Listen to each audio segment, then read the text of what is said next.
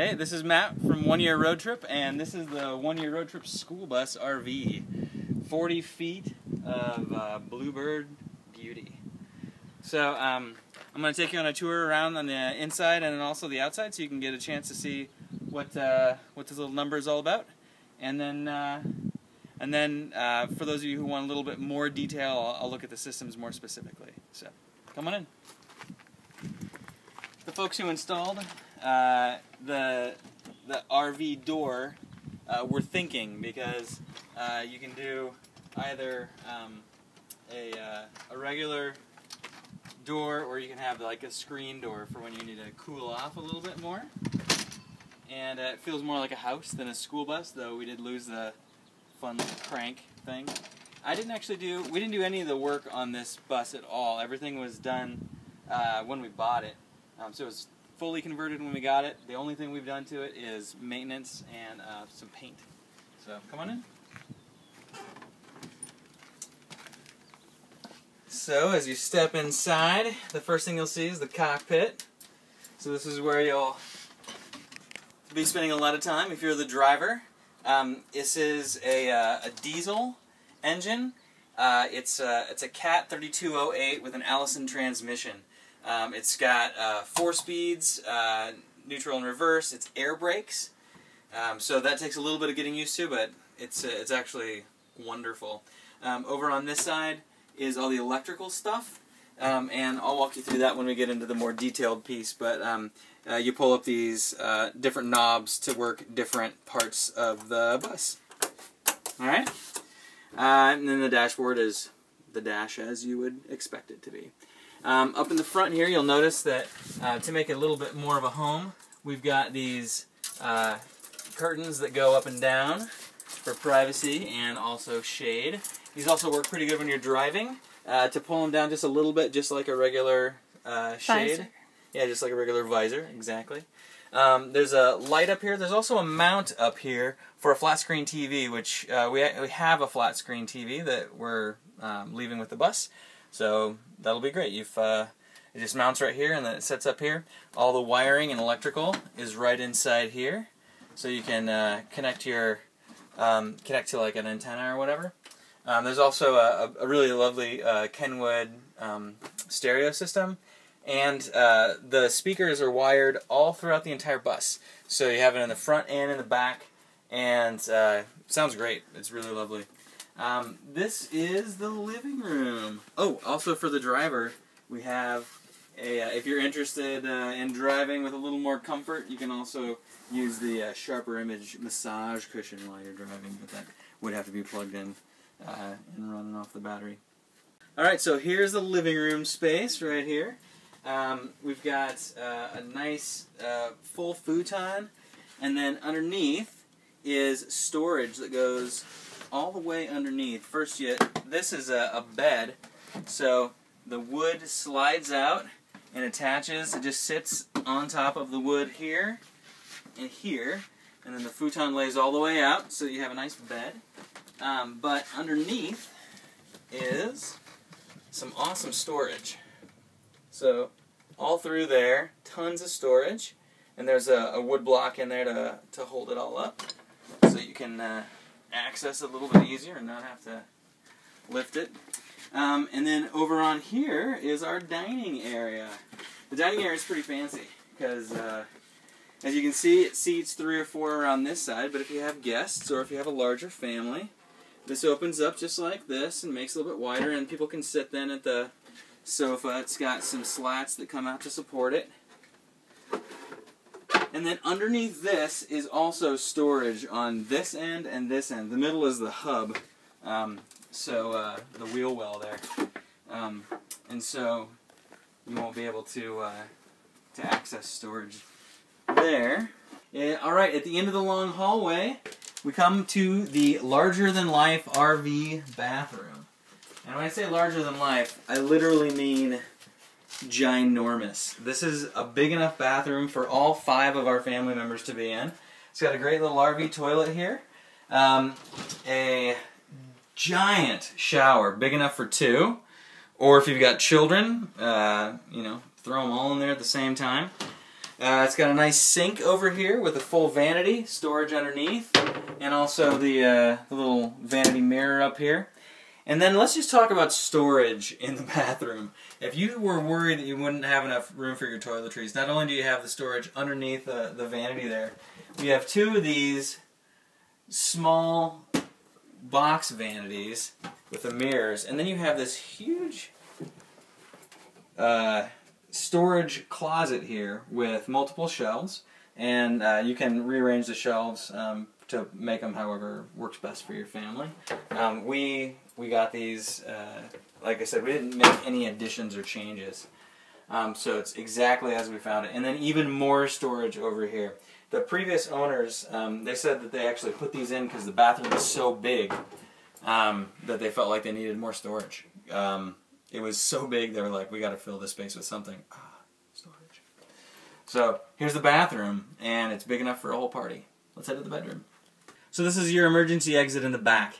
Obviously, you could always jump out one of the windows, but the emergency exit might be a little better.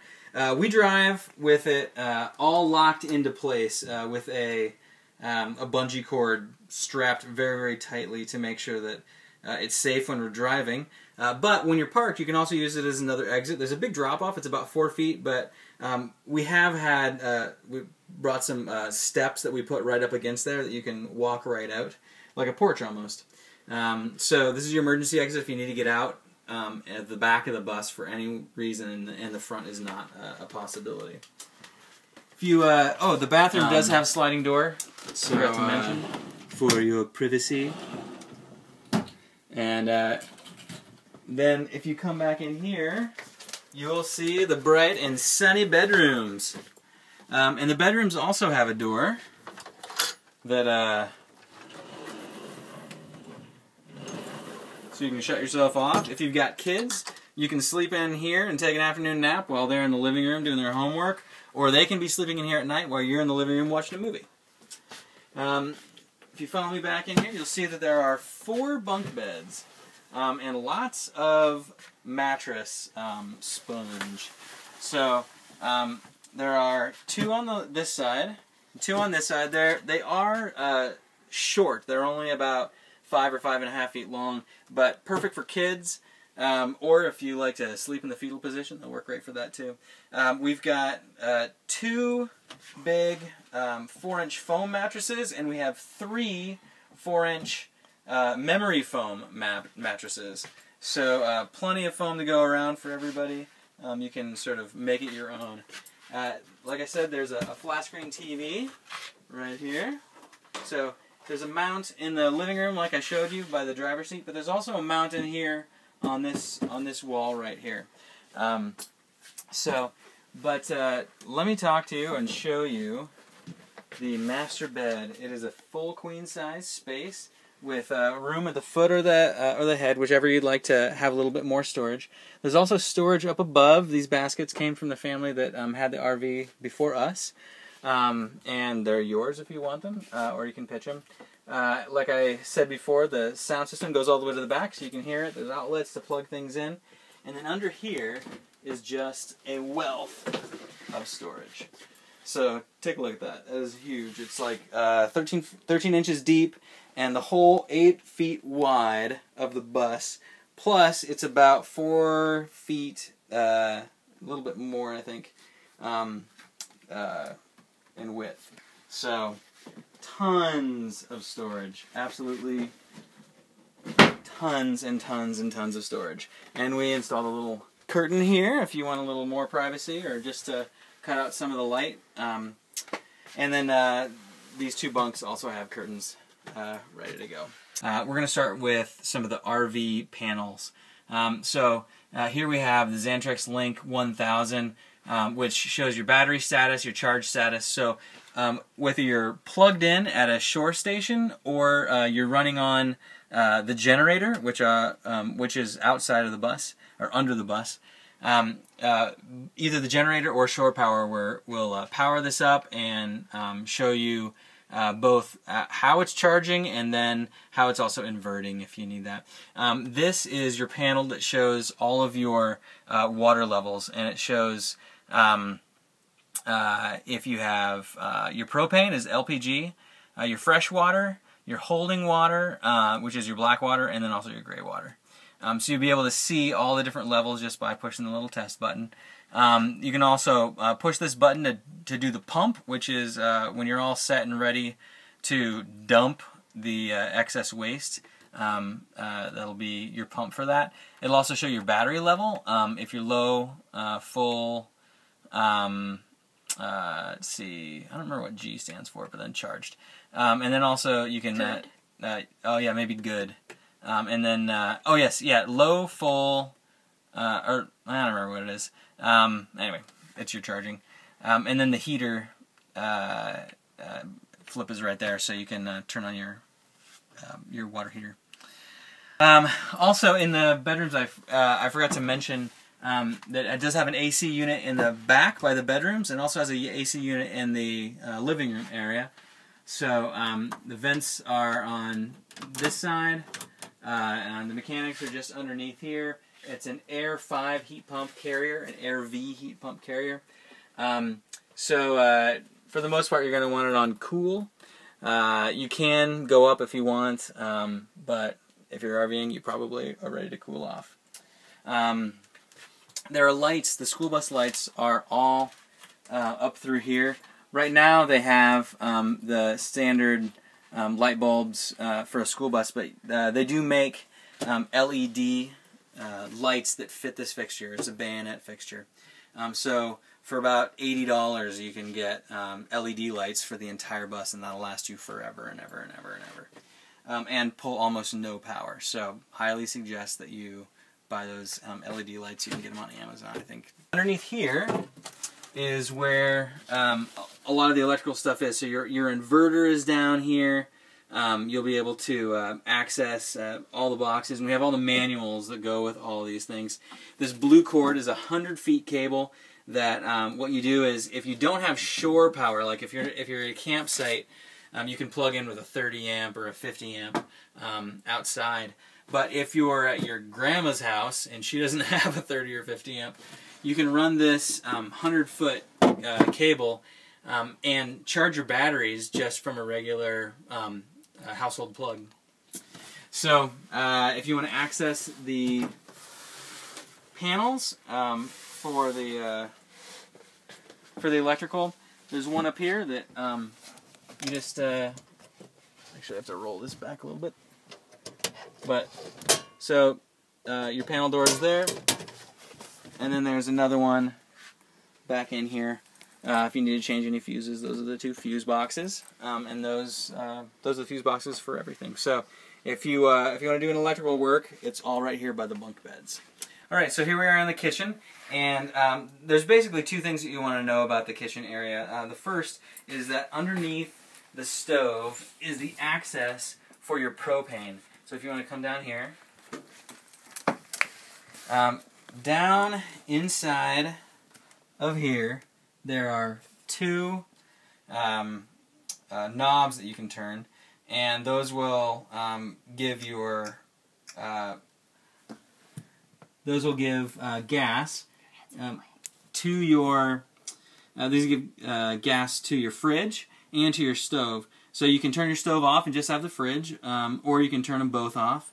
And then the propane is also connected to the water heater, which is in there, and I'll show you how to access that through here. So aside from your plumbing, you also have your water heater in here. Nice view of your head. I know. That's my head. That's the back of my head. So the water heater is back in there. So you can access that. There's a panel on the outside that you can do maintenance on it, but you can also get to it from here if you need to. Alright, so this is the cockpit, not unlike other cockpits that you've been in if you've driven a vehicle. But a couple of things that'll be a little bit different than you're used to. It's a 4-speed, it's a diesel, like I said, a 3208 cat with an Allison transmission, and it does have air brakes. So some things that are different about this, you're going to have your voltmeter, your fuel. There's actually 2 fuel tanks. So this is your fuel gauge, and if you switch back and forth between left and right, it'll show you how much fuel is in it. Now the car has to be on to to see, but you can see it's full on that side, and it's about halfway, a little about half tank on that side. So that noise is just a noise to let you know your car is not yet started. It's a warning light as you're getting things going, and it's the same warning that you're going to hear if your air brakes are low. There's an air brake light you'll see here, but your air brakes need to be between 75 and 150. Those are that's what's going to stop you. There's actually 2 air braking systems, so there's 2 gauges. Now, the other thing that's unique about a bus is the engine and the water cooling system is connected to a fan. And when you're going to ride right around 190, but it's going to keep getting hot. When you get up around 210, the fan is going to kick in, and you'll lose a little bit of pressure, a little bit of power, which is important because that means your fan's working. And you'll just see as you get up close to that red mark, you're going to see as soon as the fan kicks on, the temperature is going to drop dramatically back down to 190 or a little bit less. And then your amps and your transmission oil stuff is here. These are your RPMs, and then this is your speedometer and odometer. So this is what you'll see. You just crank it here; it starts right up. There's a couple of little features here that are kind of nice for a bus when you're driving. It does not have air conditioning up here. It does have a fan. Turn on either low or high. The fan is right here. It blows right on the driver. It also has this fancy schmancy little vent down here. I have it open right now, so if you go down, you can see the light coming through there. And if it's too cold, you just grab this guy and pull it closed. But there's a nice little vent to cool you off while you're driving. On this side, you have your wipers, left and right wipers, and then you also have the 12-volt system, the lights, and backing up the bus. So your 12-volt is it's connected to your radio for one thing. So if you want to listen to the radio, you have to pull that up to engage it. If you want your lights to work in the back of the bus, you're going to pull this up to engage it. And if you want to back up the bus, you're going to pull this up to engage it. And all these things are going to run off of your other batteries, and so you need to make sure that you turn those off when you're not using them. But you need to have them on in order to engage those features around the bus. Alright, let's head outside and we'll show you more. Alright, so let me show you about the air brakes. Turn the vehicle on. That noise is the noise that you hear, just it's the regular warning signal, but it'll come on if anything goes wrong. I want to talk to you about the air brakes a little bit. They're a little bit different. In order to drive, you need to actually push this air brake button in. So you'll engage the brake so you don't roll, and then you push that in. You can hear the air brake give. When you parked, just pull back on that, and you'll engage the air brake. So whenever you're parked, make sure that the air brakes are all the way pulled back so that you're locked in, and then it's a good idea to go ahead and put it into gear. There's a little switch over here that when you flip it one direction with the air brakes engaged, it won't rev, but flip the other way with the air brakes engaged, it will rev. So you can play with that a little bit. And then here is your house heater. It gets pretty hot pretty quick. You're not going to need that very often, especially in Southern California. But if you're traveling around the country, useful elsewhere. Alright, on the outside here there are 2 big compartments underneath. Here is access to your refrigerator. You probably won't need to do that unless it needs serviced. And here is access to your water heater. And again, you probably don't need to do that unless it needs serviced. This is a very large propane tank. And so this runs your water heater, but it also powers your stove and your fridge when you're not running on shore power for your fridge. You can crank it open or close as you like, and it also has a nozzle. The fill nozzle is here, but you can also get a nozzle for running like a regular, like a grill outside if you wanted to connect a grill to it. We also keep our roadside pylons in here. There's actually a case for them, this orange case. They'll fold down and slide into the case. And also we'll put a little extra oil and some coolant in here just to always keep it on you. better safe than sorry. You want to always have some coolant and some oil on hand. On this side, this is where you have your water tanks, and this is where you'll flush stuff out. So the black and gray water tanks are here. The freshwater tank is actually back there on the other side of the the propane, and I'll be able to show it to you on the other side.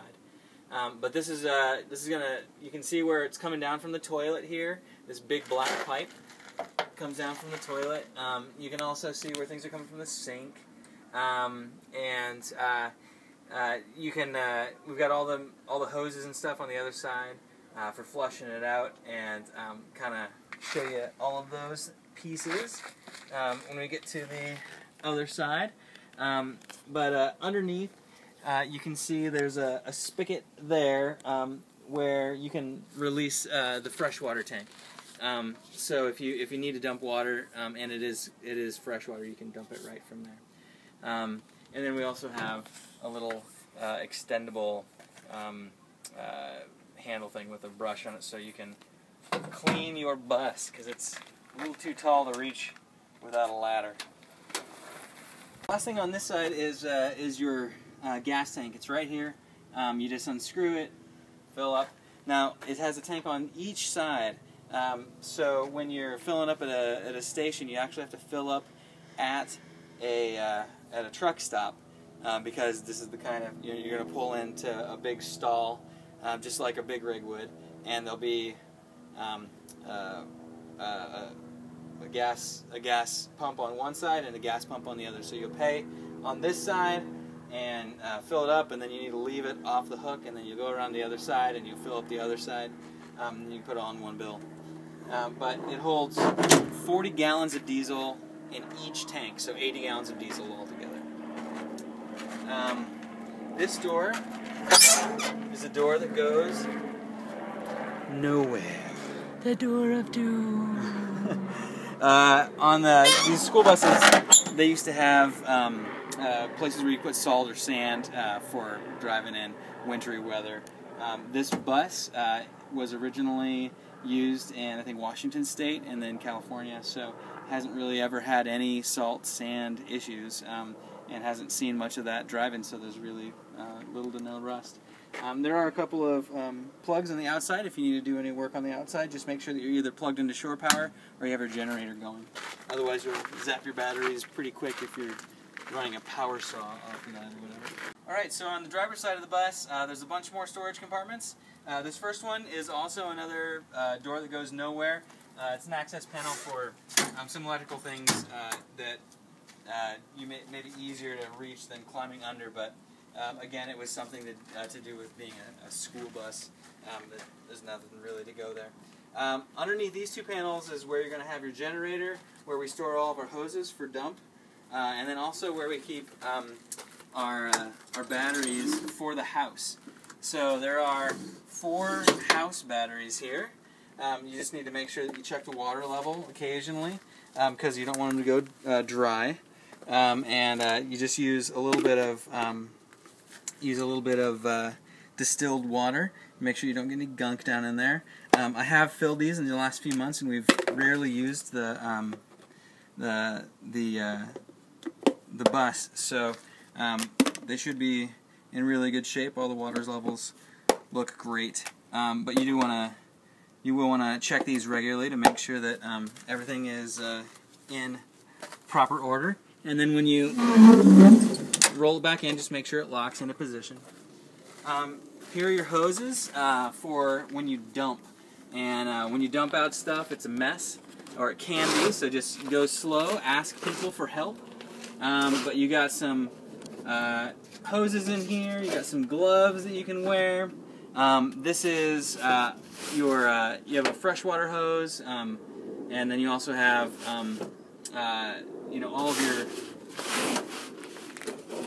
all the bits and pieces.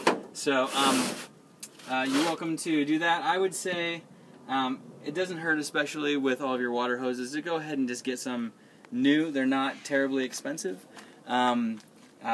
These filters are not super expensive. but it's just good to, it's good when you're bringing water in to make sure that it's clean. It's good when you're dumping to make sure that there are no holes in your hose.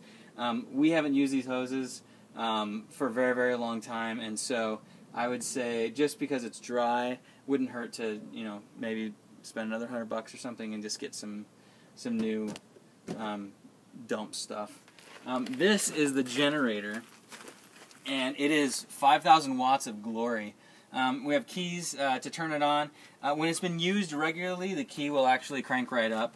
If you haven't used it for a while, you just need to flip this stuff down, this stuff to run, and then give this a cock, and it should jump right up. This is your very large electrical power supply, and so you can run on 30 or 50. You just use the adapters as necessary. And I will show you where the power supply is right over here. Alright, so this is where you fill up with fresh water. You'll just connect your hose right to it, tighten it down, and then you'll pump fresh water right into your tank. This is your driver's side fuel door, and so just as I explained on the other side, 40 gallons of diesel, and you're good to go. This is the outside emergency exit, so you can see what it looks like from the outside.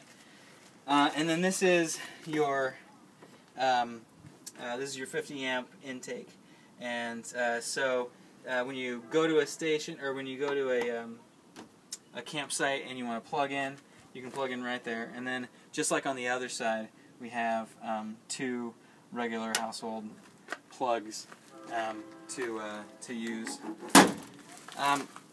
These are your are your bus batteries, and I'm not going to pull them out because they are ridiculously heavy. But there's 4 house batteries, and there are 2 huge bus batteries. So we need to do a little bit of cleaning up on the, you know, every couple of months it's good to get the oxidation off the side. But the batteries are in really good shape. They fire right up. They're strong. And to get them out, you just pull these pins out here, here, and here, and then you slide that whole dude out, and it's heavy, but it's doable.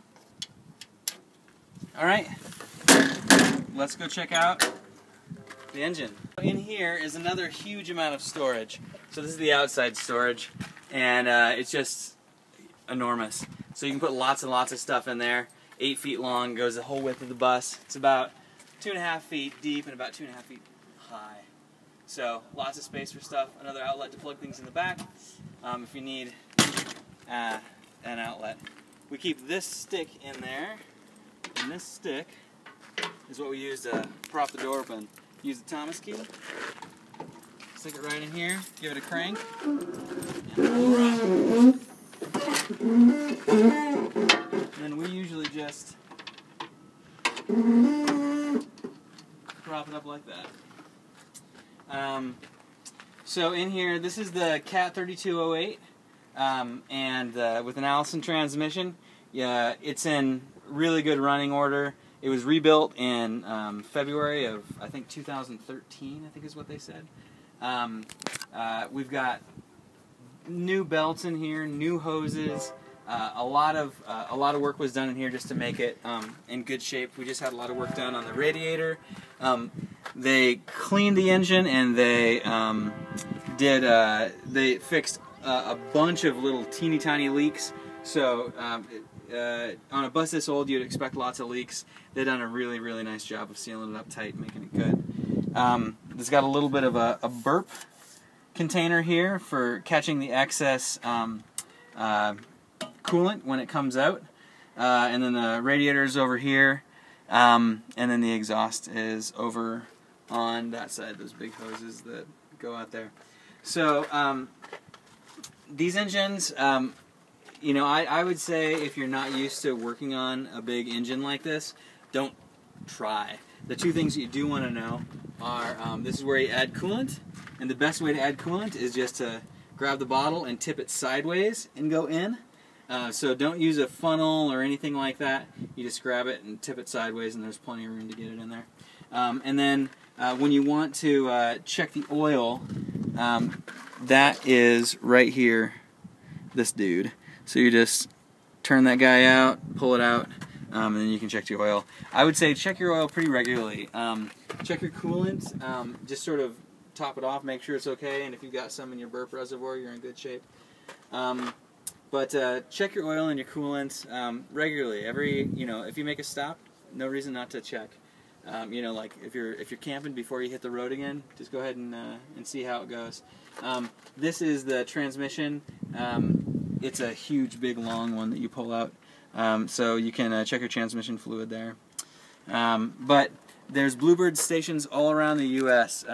All across the United States. You can find a Bluebird service shop. Also, it's a school bus, and school buses are everywhere. So, not hard to find somebody who understands and knows how to work on a school bus, but also not cheap to get work done on a bus because parts are big, parts are expensive, so it's different than a car. But the mechanics are relatively simple, so if you're mechanical and you like to do this, it's also fun to do a lot of the work yourself. So this is our bus. I hope you enjoyed the tour. If you can, come on over to where we're keeping it in Southern California. It's out by Riverside, and we're going to be traveling for the OneYearRoadTrip. But our colleagues can show you the bus and give you an idea of how this whole thing works. So enjoy and come by our Bluebird bus.